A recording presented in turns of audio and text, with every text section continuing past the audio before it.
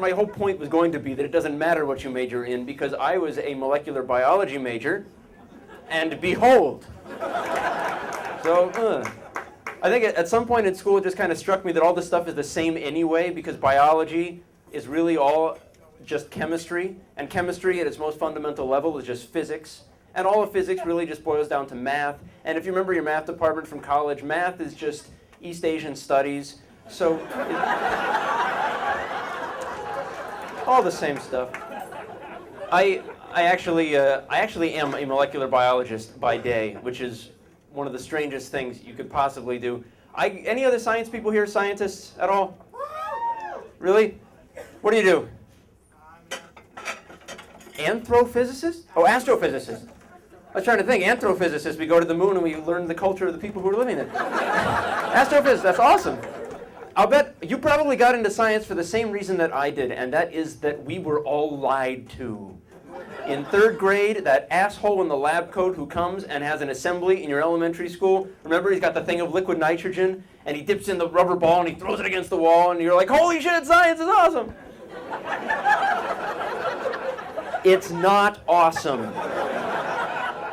My entire life during the day is moving small amounts of liquid from one place to another. That's it. It's not like they promised us it was going to be. You know, I keep waiting for the day when my advisor's going to come in and be like, all right, here's the situation. All we've got are 10 plastic drinking straws and a yard of Scotch tape. We've got to be able to make a device to throw this egg out the 4th-story window without it breaking. They will not renew our NSF grant. You guys have an egg drop project? You remember that? Or maybe you have kids that did? Remember that? You had to build something so your egg wouldn't break and you threw it out the window? What was the point of that? What was that supposed to teach you? Gravity? I don't know. We had the project. We were allowed to use anything we wanted to keep that egg from breaking. So I just wrapped my egg in like 30 or 40 additional eggs. Throw the whole thing out the window. Kids are like, hey, your egg broke. No, it didn't. Yeah, it did. Nope, my egg was that one. And that's how I got to be where I am today. I just finished grad school like 2 months ago. I'm done. Out. Hooray.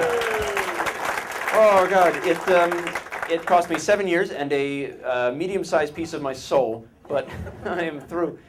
We used to do some things in grad school just kind of to keep ourselves entertained. Like you had to administer exams for the undergrads. You have to do a biochem exam or something is you walking around the room for 3 hours with nothing to do. We actually used to, all the TAs, we used to play poker in the back of the room while conducting the test. It was great. One day I won $10 and caught 2 cheaters. Wonderful. We called it Procter and Gamble. So much fun. Well, I like that one.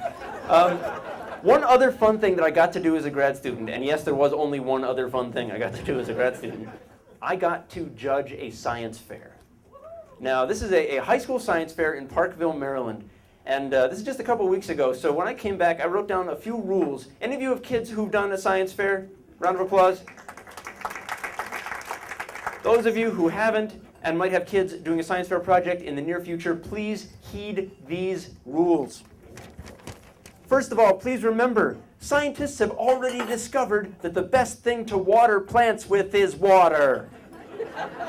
This is the most popular experiment. We watered this one with water, and this one with grape soda, and this one with vinegar, and the water plant grew the best. Well, holy shit, call the Nobel Prize Committee. Rule number 2, the stupidest explanation is most likely the wrong one.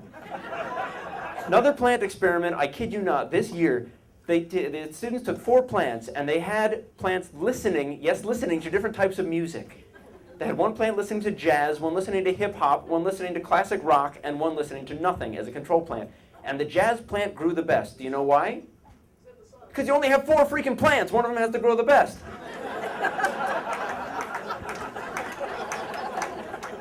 But that's not the explanation the students gave in their conclusion. They said, jazz has smoother beats. This helps the plant maintain homeostasis. Remember homeostasis? That was the answer you gave in biology class when you didn't know what the answer was. Who discovered radium? Homeostasis! Rule number 3.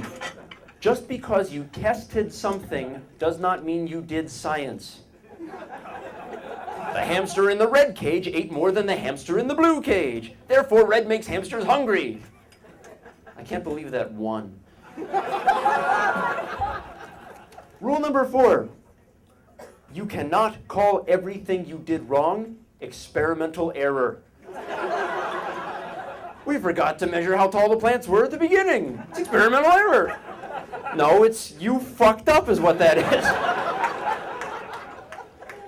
Rule 6. The good Lord invented numbers for a reason. Measure your plant's growth in numerical values. Don't say things like, day 1, kind of droopy. Day 2, looking greener. Finally, last rule, please, if your parent did your project, I can tell. You know how you tell? You ask one question. You ask, how does this work? And then the kid always, they don't even think of a lie in advance. They just, and then the parent always just steps right in. Well, what he means to say is that we've overcome the entropy compensation barrier, and by testing Plasmodium falciparum cultures, we have effectively cured malaria. You say to the child, okay, do you have anything to add? I put glitter on it. Some of the glitter fell on the table. That's experimental error. Science fairs, oh my God.